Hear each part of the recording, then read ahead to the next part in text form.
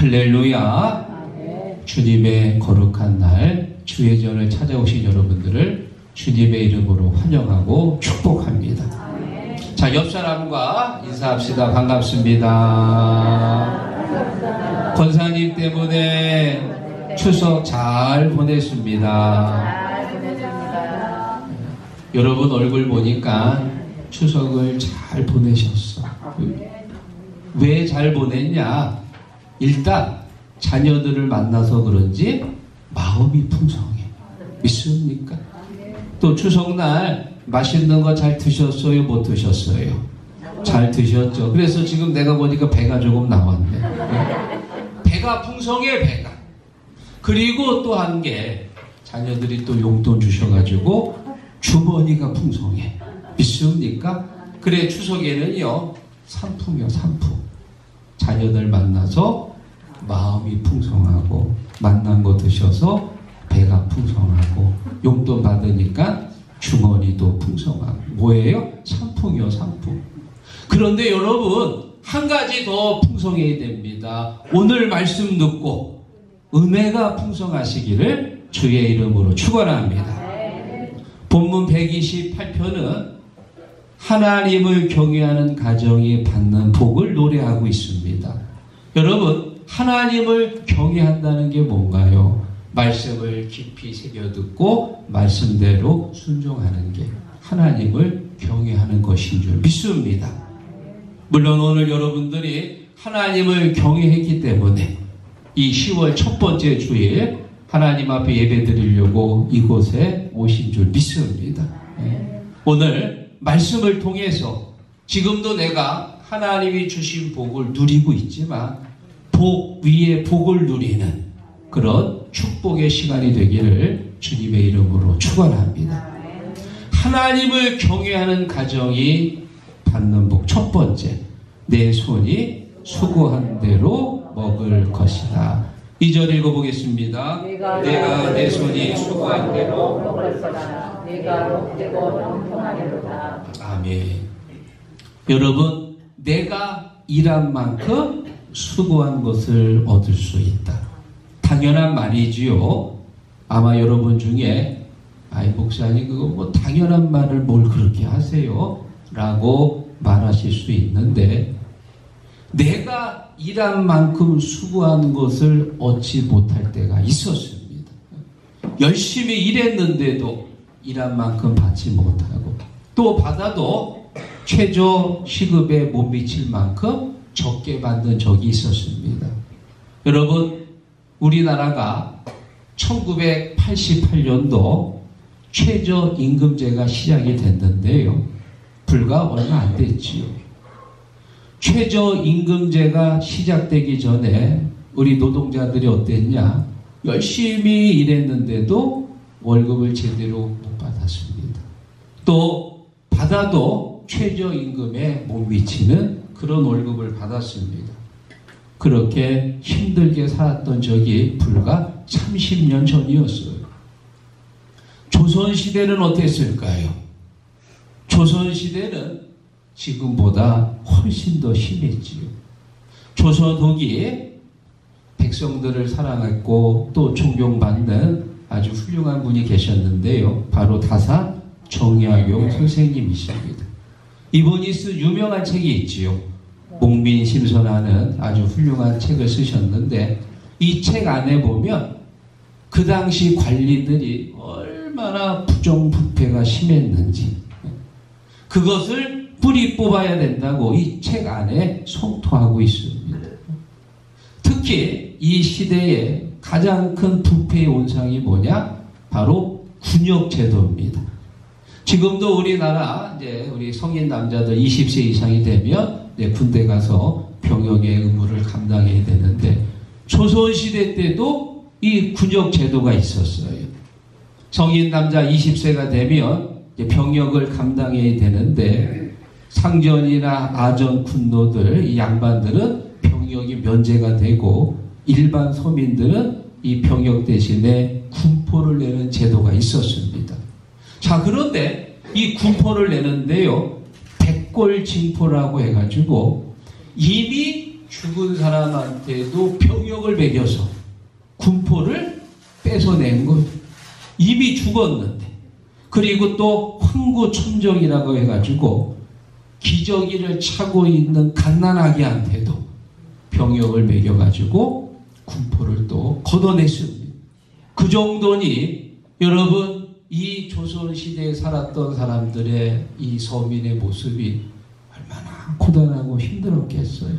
세금으로 뺏어가고 병역 군포라고 해서 또 뺏어가고 생각만 해도 아찔하지요. 마음이 무거워집니다.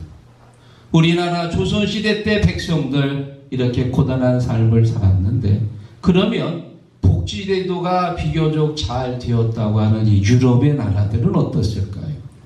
더하면 더했지 절대 덜하지 않았습니다. 100년 전에 미국의 부자들은 다이아몬드를 가지고 자기 이빨을 해놓고요. 또 이 부자들은 지폐가 막 넘쳐나가지고 $100짜리 지폐를 돌돌 말아가지고 담배를 폈다는 거예요. 담배를 폈. 돈이 하도 많아가지고. 그런데 일반 서민들은 일주일 동안 12시간씩 일을 해도 주당 $4를 받았다고 그래요. 그러니까 한 달 동안 열심히 일하면 4, 8이 30 해가지고 $32를 받은 거예요. 한 주에 $8를 받아서 한 달이면 32. 그러니 뭐 4만 원밖에 못 받은 거예요. 그래, 노동자들이 야, 더 이상 이렇게 못 살겠다. 이 돈 가지고 우리가 어떻게 살겠냐. 그래가지고 1886년도 5월 1일 날 전 세계 노동자들이 들고 일어났습니다. 더 이상 이 돈 갖고 우리가 어떻게 살겠느냐. 이것이 바로 세계 노동자의 첫 시초가 됩니다. 그리고 몇 년 지나서요, 1889년도 5월 1일 세계 노동자의 날이 드디어 생겨나게 됩니다. 불과 134년 전 일이고요. 우리나라는 1994년도 5월 1일 근로자의 날이 처음으로 제정이 되었습니다. 사랑하는 성도 여러분, 우리가 열심히 일해가지고 일한 만큼 돈을 받을 수 있는 거 당연한 거 아닙니다. 하나님의 축복이고 은혜입니다. 여러분, 100년 전에 안 태어난 거 감사하시기를 바랍니다. 그때 태어났으면 국물도 없었어요. 큰일 날 뻔했어요. 내가 열심히 일했는데도 일한 만큼 받지도 못했어요. 내가 열심히 일해서 일한 만큼 받는 거.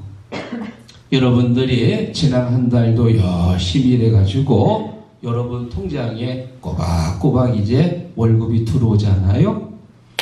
그게 축복이요. 그게 축복. 월급 받을 때마다 주여 감사합니다. 감사합니다. 일한 만큼 주님이 주셔서 감사합니다. 받을 때마다 감사해야 돼. 믿습니까? 감사합니다. 감사합니다. 진정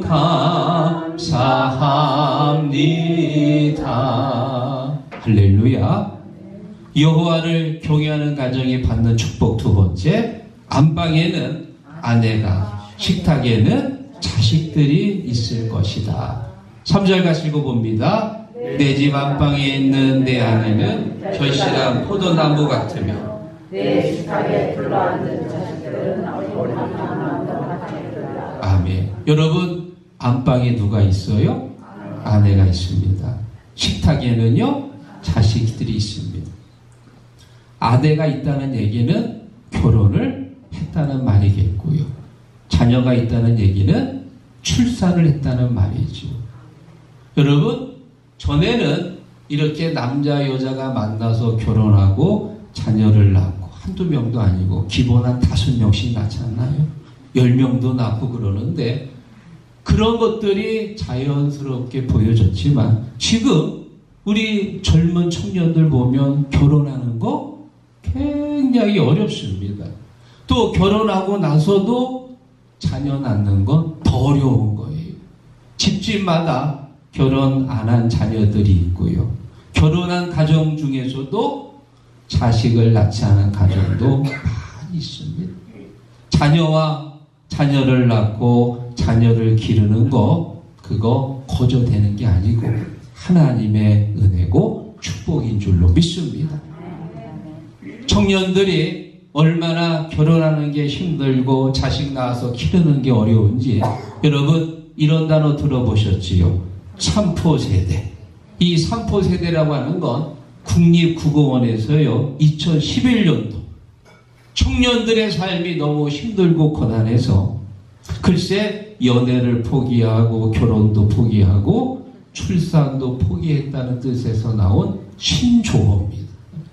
그만큼 청년들이 살아가는 게 힘이 든 거예요. 불과 10년 전이요. 10년 전. 이미 10년 전부터 그런 말이 나왔는데 글쎄 2014년도에 보니까는요. 5포 세대가 됐어요. 3포에다가 인간관계 주택까지 포기했다는 거예요. 집 사는 게 너무 어려워가지고요. 또 2015년도에 보니까는 이번에는 7포가 됐어요. 꿈도 포기하고 희망도 포기하고요. 그리고 지금은 9포요. 9포. 외모도 포기하고 건강도 포기했다.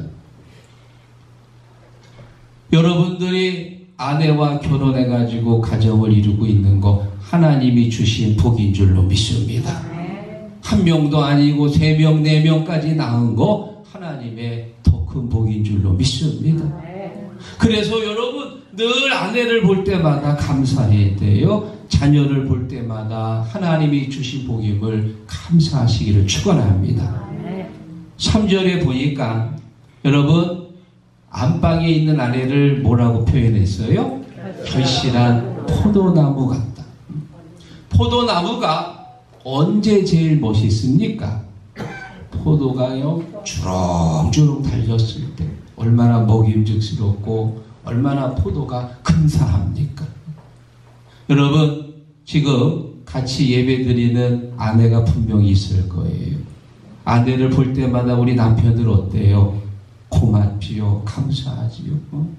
아침 저녁 점심 얼마나 밥을 잘 챙겨줘. 된장찌개 김치찌개 잘 끓여주고 이번 추석 연휴 때 보세요. 동그랑땡 동태전 녹두전 얼마나 맛있게 반찬을 잘 끓여줘. 시댁 친구들한테도 잘하잖아요. 고마워 안 고마워요? 아내가 복덩어리요 복덩어리. 이런 아내를 내가 얻어가지고 지금까지 잘 내줘받고 살았어. 얼마나 감사해요. 자 여기 우리 남성들 아내 옆에 있으면 한번 얼굴 보세요. 네, 아내 보시고 저를 남자들만 따라하세요. 여보 고마워. 여보 고마워. 나 같은 인간 만나줘서. 나 같은 부족한 이 남자를 만나가지고 한평생 수고하고 헌신하면서 내 가정을 잘 지켜줘서 얼마나 고마워. 자 여기 우리 여성들 한번 따라해보세요. 그러니까 똑바로 해. 그러니까 똑바로 해. 얼마나 고맙습니까? 이런 아내의 수고와 아내의 사랑과 열정을 우리 남자들이 꼭 기억하시기를 축원합니다. 자 그리고 또 3절에 보면은 식탁에 누가 있어요? 어린 감람나무가 있다. 자식을 뭐라고 표현해요? 감람나무. 이 감람나무는 다른 말로 올리브나무라고 하는데 구약시대 때 이 올리브 그룹을 언제 사용했냐? 왕이나 제사장 세울 때 기름을 붓습니다. 다시 말하면 하나님께서 이 사람을 왕으로 구별했다. 하나님께서 이 사람을 하나님의 선지자로 구별할 때 거룩한 기름으로 쓴 거예요. 다시 말하면 이 자식이라고 하는 건 하나님께서 구별해서 내 가정에 주신 하나님의 선물이야. 선물. 믿습니까? 누가 주셨어요? 하나님이 주신 거예요. 그래서 시편 127편 3절에 말합니다. 보라 자식들은 여호와의 기업이요 상급이로다. 아멘. 자식은 하나님께서 주신 기업이다. 기업이라고 하는 건 부모의 꿈과 희망과 믿음을 이어가는 후계자라 그 말이에요. 후계자. 나의 꿈을 이어서 꿈을 펼쳐주는 나의 후계자가 바로 나의 자식인 줄로 믿습니다. 자식 잘 되는 게 부모에게 있어서 최고의 기쁨입니다. 자식이 나보다 더 믿음이 좋아야 되고, 나보다 더 잘 살면 좋고, 나보다 더 잘생기면 좋고, 아버지보다 자식이 출세하는 게 아버지에게 있어서 최고의 기쁨인 줄로 믿습니다. 여러분, 이런 축복을 누린 사람들이 구약에 몇 명이나 있을까요? 안방에 결실한 포도나무 같은 아내가 있고, 식탁에 어린 감람나무 같은 자식들이 있고, 이런 축복을 누린 사람들이 구약에 과연 몇 명이나 있을까요? 구약에 나온 왕들 중에서요, 최고의 인기와 명예와 부를 누렸던 솔로몬이 있습니다. 솔로몬은 후궁이 700명이고 첩이 300명. 도합 여자가 몇 명이에요? 1000명이요. 1000명.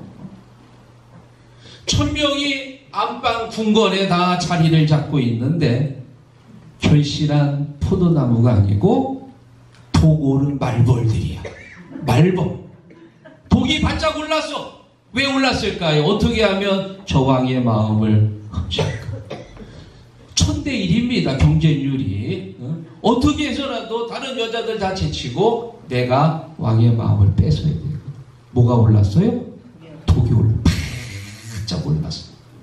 여러분, 독 오른 말벌 혹시 보셨나요? 제가 전에 처갓집에 갔었는데 창고 밑에 말벌집이 있더라고. 그래서 그냥 또 내가 뭐 그거 보고 지나치기도 뭐하고 또 명색이 또 사위인데 내가 저걸 해결해야 되겠다. 또 명절이라 뭐 119 부르기도 좀 뭐하고 내가 해결해야지. 어떻게 해결을 하느냐? 몰래 가서 대나무 있잖아요. 그거를 가지고 이렇게 가지고 탁 쳤다니까. 그런데 빗나갔어. 그래가지고 글쎄 이 말벌들이 자기 공격하는 줄 알고 독이 올라온 거예요. 왜 해가지고 와 그거 표정 보이더라고. 제가 어떻게 했습니까? 도망갔지. 거기 있으면 큰일 나요. 도망가는 거예요. 빨리 집으로 도망가지. 그래가지고 한 15분 정도 이렇게 집에 있다가 또 살금살금 나왔어요. 여러분, 제가 뭐 1차 시기 실패했다고 제가 포기할 사람 아닙니다. 믿습니까? 나는 포기는 12월 초에 내가 포기. 배추 한 포기, 두 포기 셀 때 하는 거지. 포기는 없다니까. 제 별명이 뭔 줄 아세요? 희곡동 검은 귀마개야. 절대 포기 안 해. 그래가지고 다시 또 그 대나무를 들어가지고요. 2차 시기 때 탁 쳤어. 할렐루야. 그래가지고 그 말벌이 저기 논바닥에 떨어지더라고. 그리고 어떻게 했을까요? 제가 도망갔지. 거기 있다가는 큰일 나요. 또 도망갔다가 한 15분에 나오보니까 말벌이 싹 사라졌어요. 아, 정말 얼마나 감사한지. 사랑하는 성도 여러분, 우리가 가정에서 사랑하는 아내와 함께 또 식탁에 자녀와 함께 밥을 먹을 수 있다는 게 거저되는 거 아닙니다. 하나님이 주신 축복이에요. 부와 명예와 권세가 있다고 이 복을 얻는 게 아닙니다. 하나님을 경외하는 가정이 얻을 수 있는 거예요. 구약에 있는 솔로몬 이 복을 누리지 못했습니다. 다윗은 어땠을까요? 자녀 많았습니다. 부인도 많았지만 자식들끼리 싸우고 죽이고 도망가고 다윗도 자식의 복을 누리지 못했어요. 그러나 여러분들은 하나님을 경외하는 가정이 되셔서 아내의 복을 누리시고 자녀의 복을 누리는 믿음의 거상도가 되기를 주의 이름으로 축원합니다. 자, 마지막 세 번째, 하나님을 경외하는 가정이 누리는 복 세 번째, 자식의 자식을 볼 것이다. 자, 6절 같이 읽어봅니다. 내 자식의 자식을 볼지어다. 이스라엘에게 평안한 아멘. 여러분, 자식의 자식을 본다. 쉽게 말하면 누구를 본다는 얘기예요? 손자, 손주를 본다 그 말이에요. 사회학 용어 중에 이런 말이 있습니다. 호모 헌드레드, 일명 100세 시대라는 말인데, 여러분 요즘 이제 100세까지 산다는 말이 있잖아요. 100세까지 살면 좋아요, 싫어요? 좋아서 나온 얘기가 아니고 사람들이 너무 오래 사니까 노후를 준비하자는 경각심에서 나온 말입니다.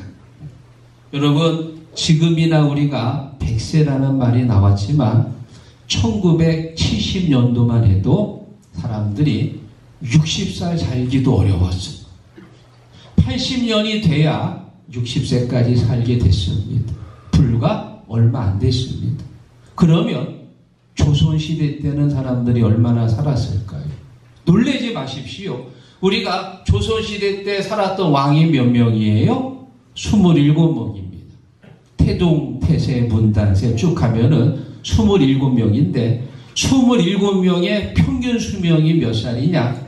46.1세. 굉장히 짧지요. 왕들은 좋은 음식을 먹습니다. 전용 주치의가 있습니다.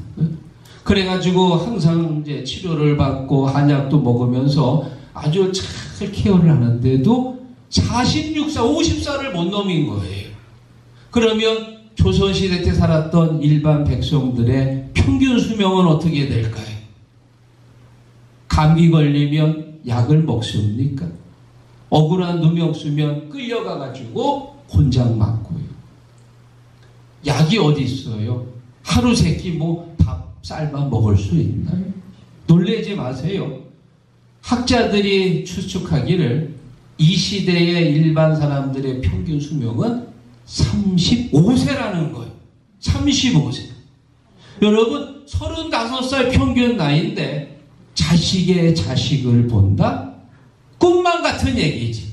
절대 있을 수 없는 얘기입니다. 그런데 지금 우리들이 손자, 손녀들을 만나서 이번 추석 연휴 때 용돈을 주셨습니까? 여러분, 손자, 손녀들의 얼굴을 보는 게 그게 축복이에요. 그게 축복. 불과 몇 년, 몇십 년 전만 해도요, 60살 살기 어려웠습니다. 여러분들이 이렇게 1년에 몇 번 손자, 손녀들을 볼 때마다 감사한 마음으로 보십시오. 손자, 손녀들을 만나는 게 그게 축복이에요. 그게 은혜인 줄로 믿습니다. 사람들이 죽을 때가 되면은 자녀들을 불러가지고 그리고 이제 유언하잖아요. 큰애야, 저 구터에 있는 5층 건물은 네가 갖고, 작은애야, 이 시곡동 저 3만 평은 네가 갖고, 막내야, 너는 이 집터는 네가 가져라. 그렇게 얘기를 하는데 이스라엘 사람들은 조금 달라요. 아브라함이 죽을 때 이삭에게 뭘 주느냐? 하나님의 이름으로 아들을 축복합니다. 제사는 그 전에 다 이제 분배하고 죽을 때는 자녀들을 축복하는 거예요. 이삭도 죽을 때 아들 야곱에게 축복하고요. 야곱도 죽을 때 12아들을 축복하는데 아브라함은 손자, 손녀들을 축복하지 못했습니다. 야곱도 손자를 축복하지 못했는데 이삭도 축복을 못했는데 이 야곱은요, 글쎄 요셉의 두 아들 므낫세와 이브라임을 축복합니다.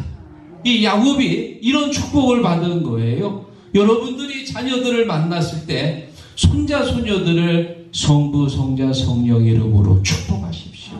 손자들을 내가 보고 축복할 수 있는 게 그게 은혜이고 축복인 줄로 믿습니다. 여러분에게 한 가지 말을 드리고 말씀을 정리합니다. 어떤 50대 남자가 몸이 안 좋아가지고 건강검진을 받았습니다. 그리고 이제 결과를 보러 병원에 갔습니다. 자, 병원에 가가지고 선생님을 이제 만나는데 선생님께서 그 건강 차트를 쭉 보시더니 글쎄 맨 나중에 이렇게 적는 거예요. 신종아.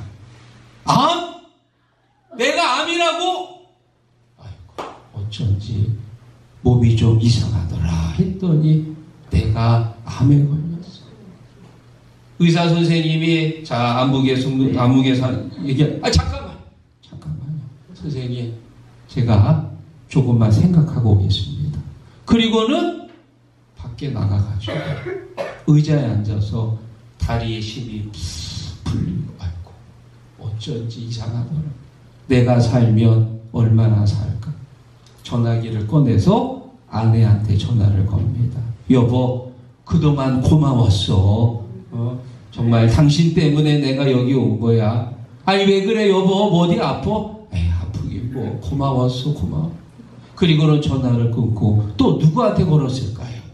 엄마한테 걸었어. 엄마한테. 시골에 있는 어머니한테 전화 걸어서 어머니 아범이에요. 아 그래? 근데 지금 무슨 시간에 전화를 걸어서 그냥 어머니가 보고 싶어서요. 어머니가 맛있게 끓여주던 된장찌개가 생각이 나요.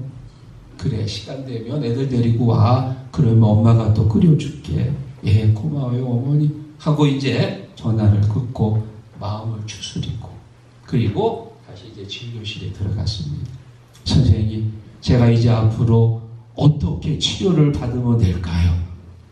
예 특별한 치료가 없고 집에 가서 푹 쉬시고 잘 드시면 됩니다.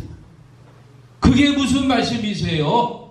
선생님이 병을 제대로 가르쳐 주시고 치료 방법을 얘기해 주셔야지 이렇게 얼렁뚱땅 가시면 어떻게 해요? 아니 무슨 말씀이세요? 그냥 푹 쉬시면 된다니까요. 특별한 거 없습니다. 암이 걸렸는데 특별하지 않다니요. 그러시면 안 되지요. 하고 막 이제 실갱이를 하는 거예요. 그러자 이 의사 선생님이 신종암은요 새로 생긴 암이 아니고 제 이름입니다.